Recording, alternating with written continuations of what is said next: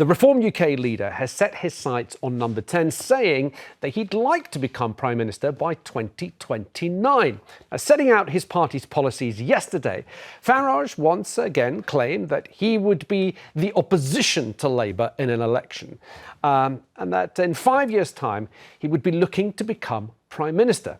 He said he'd freeze non-essential immigration, tackle small boats, increase the income tax threshold, scrap net zero goals and cut waste in government and the NHS. But he chose not to call it a manifesto. We're going through a breakdown of trust in politics, where manifestos, one after another, can keep making the same promises, and no one believes now, frankly, a word that they say, which is why today specifically is not a manifesto launch. Because if I say to you manifesto, your immediate word association is lie. That was at the election, manifesto. What are they calling it? A contract promise? Yeah, I find this quite interesting, actually. OK, go on. The reason why I find it interesting is because, and I know many people have been extremely critical of this, but Reform is actually a limited company. It's been set up as a limited company. And if you are a limited company and you essentially have a contract, which is what they're calling this manifesto, a contract between the British public and themselves, that if they actually break that contract, I assume in law that you can, haul them in for breach of contract. I think we're making a long assumption here. Look, it's not like you've bought something and you've got a receipt. Just a and that's a trading transaction. In a way, it's still a unilateral contract. And sure. OK, I'm not for any stretch saying this is workable in a court of law if they go back on anything. Okay. But what I do think is, the British people are frustrated. He's right in saying that both Labour and both Conservative have gone back, made so many U-turns, broken so many promises. So they're trying essentially a different approach. I'm not going to say it's the right one, but it's a different, refreshing approach. All right. We're not going to talk about their manifesto stroke contract. We are going to talk about whether Nigel Farage would be a good Prime Minister, or would you like Nigel Farage to be Prime Minister? Marvyn, let's kick off with you. Would you like to see Nigel Farage be given the keys to number 10 to finally put what he's been talking to us about for the last couple of decades into action? The thing I love about this country is that it will speak for me, because he's a habitual loser. He's literally Tottenham Hotspur standing there saying, I'm going to win the Champions League in 8 years. He's a loser. You are upsetting so many people. They don't have a big fan base because they haven't been successful. So as far as I'm concerned, I understand that he speaks to the fears of people, the concerns of people, and 100% in terms of the wider conversation of politics, he brings up things that should be considered. But in terms of running any party, leading anything, or actually successfully being nominated for something, I'm not particularly bothered, but I don't feel like he has the impact in the right way to drive people to vote for him en masse. And I think he will always be just a loud mouthpiece on the side. He's like a noisy neighbour, just like Tottenham. Carry on upsetting Spurs fans. Fellow Tottenham here. Lynn, would you like to see him as a Prime Minister? Like is a strong word. And I think there's many negative things about Nigel Farage. I don't like his conversation around Muslims. I don't like that he makes these sort of promises around campaigning, and when it's time to do the back end hard graft, he's nowhere to be seen. He's a very big showman. However, I would like to see him put through the paces of becoming PM, possibly, because I do like the things that Reform says in their contract manifesto. And I think it speaks to many people that feel unheard when it comes to housing, when it comes to marriage, when it comes to reduction in taxes, when it comes to immigration. Whether you agree or not, the Conservatives were voted in 2019 hugely on migration, and they feel unheard. Well, migration and Brexit. And Brexit. And who was behind Brexit? Nigel Farage was behind Brexit, but I always make this comparison. If I need to get a divorce, but I get an awful lawyer to carry out that divorce, should I still got a divorce? Of course. So you're blaming it on the team who were meant to get us out of Europe, they did not. Not the idea itself. when we had a referendum, they did not explain it thoroughly and how they would do it. But many people wanted Brexit. All right, so let's find out what people are saying at home. So let's speak to Patricia, who's got in touch with us from Devon. Patricia, good morning. Welcome to the show. Would you like to see Nigel Farage as Prime Minister? Very much so. Why? Because he says it as it is, and I believe he will do what he says. OK, what evidence have you got that he will do what he says? Because he's never actually been in power anywhere. No, not at this moment, but he will. And he will surprise a lot of people in this country. By? What is it going to surprise them by? When he comes forward, and he will burst forward, and he will become our Prime Minister. OK, but I'm struggling to understand. I mean, I can understand that you're a fan of his, but what do you think will give him the skills to be a good Prime Minister? He's definitely one of the most influential people we've had in politics in the last few decades. There's no getting away from that, from people who love him or people who are not big fans. But what do you think will make him a good Prime Minister? Because he will make a decision on immigration, law and order, the national health, and he will achieve it. All right. OK. Patricia, thank you. Let's take another one. David in Southampton. David, Patricia thinks that he's just going to achieve all these things. Well, there you go. No, as far as I'm concerned, he shouldn't. He's a failed politician, right? First and foremost, he'll get in bed with Trump, even though Trump would be behind bars at that time. And everything he says is exactly the same as Johnson. He's a good orator and all this sort of stuff. But when it comes down to it, nothing will get done. That person earlier, Patricia, said, "Oh, in 5 years' time." Yeah, I know. No, you're a young lady on there said, "In 5 years' time, we might find that he's a good Prime Minister." Yeah. But then again, we might find he's not, and they end up like all the rest. I'm not very happy with the two-party system anyway. Yeah. Because all we seem to do over the last 30 years is correct everybody else's mistakes, and so therefore, putting another spanner in the works isn't going to make any difference. OK, David. This country is going down the toilet, and unfortunately, he will pull the chain.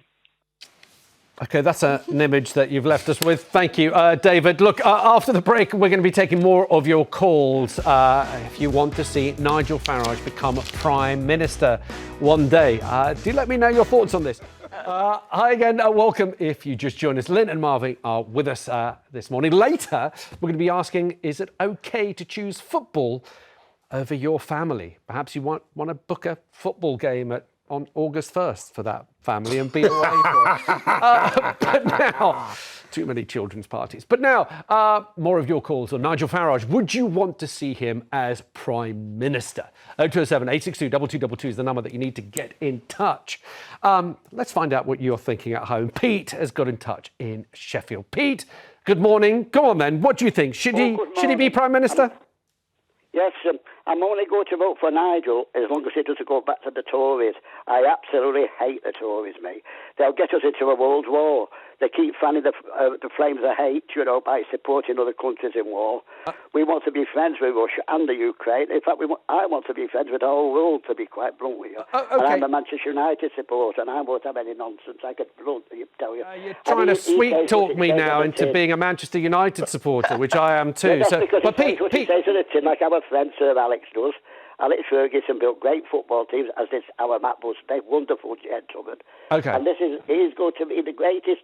He's going to be the greatest Prime Minister since good old Winnie Church. All right. Okay, but Pete. Keep out of the Tories. Keep well away. All from right, them like the Pete. plague. Slow down. slow down. Let me just ask you this. You're saying he's going to be a great Prime Minister. Let me just give you a little bit of background information, because you can always find out what people are going to be like when you look at how they've behaved in the past. So, Nigel Farage was an MEP for quite some time. He was part of the Fisheries Committee, and in all the time that he was in the EU as an MEP, getting around £100,000 a year as his salary, there were 43 Fisheries Committee meetings, Pete. How many did he go to? Well, I don't know, because I was... I can tell you, I've got it right here. He went to one meeting. Is that really the behaviour of someone that you want to be put in number 10 as a Prime Minister? To be quite blunt, Nigel wanted to throw a spanner in the works. He said it from the right early stage, and I would have done the same. I hate the EU. Right. And you know, when this far-right party comes to power in France, as they will do, the whole of the EU will fall apart, because the Germans will come to power. All right, well, we'll have to wait and see. Pete, I'm going to stop you there before you start again. I'm going to stop you there, but you've got a big vote for Nigel there from Pete. Thinks he's going to be a great Prime Minister. Does that not worry you, that record? No, it does. Do you know what concerns me is, so far, OK, so we've had two callers pro-Nigel. Yeah. When you do question them on why, there's not much behind it. And I think that speaks volumes for what Nigel is about. He's a great showman. With nothing behind it. And I'm not going... I have admitted I really love the contract manifesto. OK. But as a politician, we need to see substance before we can say he's going to be the best MP there's ever been. All right, well, maybe Grace, who's waiting to speak to us from London, has got some substance. Grace, would you like to see Nigel Farage as Prime Minister one day? No, I wouldn't. There are a couple of things I agree with him about. I think that marriage and family is a great thing. Yes. I think that the abortion time limit should be reduced, but he's got a lot of arguments that make no sense at all. What he said about climate change, for instance, not just that I disagree with it, but it doesn't make any sense. His ideas about tax seem odd, given that experts think that they won't work at all. And last time a Prime Minister tried to do something regarding tax that was not recommended, it threw everyone into a big palaver with Liz Truss. But also, they said that they really want to make kids in school proud of Britain and what Britain has done in the world. But they also want to slash overseas aid. And there are some human beings who are literally starving to death. And so how you can say on the one hand that Britain's done great things in the world, but you also want to have more people starve to death in the world, seems to me not to add up. I get the fact that some aid needs to be reformed and to be spent better. I get the fact that there are people in this country who need help as well. I'm not disagreeing with any of that. But it seems not logical. It seems not to add up to me. Grace, what about the fact that for a lot of people in the country, they believe that Nigel Farage says it like it is. He speaks in a language that they can understand, very similar to what made Boris Johnson very popular. If, for example, the running of the government was left to the people who knew what they were doing, would someone like Nigel Farage make a good Prime Minister, someone that could bring the country together? He won't bring the country together. He's more Marmite than anyone else. He's incredibly divisive. He will just cause more people to argue with each other about their different opinions of Nigel Farage. I think that if people really do like what he stands for, maybe they should look at arguments such as that which you just raised about his lack of commitment and responsibility in his particular roles that he's had in the past, but also about what was said to people during the Brexit campaign. I didn't vote in the Brexit referendum, I couldn't make up my mind, but what people were promised is not what has happened at all. And I'm not saying that I wanted for that to happen, but people who did want for those things to happen, such as, I think, a lot of people voted not only for this reason, but I think some people voted because they wanted fewer brown people coming into the country, which is a horrific reason to vote for anything. But I think Nigel Farage will say that Brexit hasn't been delivered properly, and he blames the Conservative government for it. He also credits himself of putting the Conservative government into power, Marvyn, by saying that he stood down his Brexit Party MPs in order to give Boris Johnson that 80-seat majority. So, on one hand, he's not responsible for the Brexit that's been delivered, but on the other hand, he wants to take credit for putting the Conservatives into power. It's just charlatan behaviour, and it's the constant moving of goalposts. It does remind me of Boris, but I think on this one, we always seem to forget that he also has really strong fascist views, and he has historically been found to have them, and there has been testimonies of his school friends of him having them, and we still sit there and we go around the circles on it. Talking about him not attending meetings is a really important administrative part to his character, but I would put fascism a lot closer to the top. I'd also just put the fact his general failure to be successful at any of those things to be a massive important part, because those things breed an understanding of what leadership is. Being successful at elections is a really important part, and he hasn't been. OK. Grace, thank you. Let's take another. Tony has got in touch from West Midlands. Tony, good morning. Welcome to the show. Would you like to see Nigel Farage as Prime Minister one day? Yeah, definitely. Yeah. Why? Without a doubt, because he offers... well, the manifesto spells it out, but he offers something different. He offers something different, and he's charismatic. Like Marvyn just said, like, you know, you love him or hate him or whatever.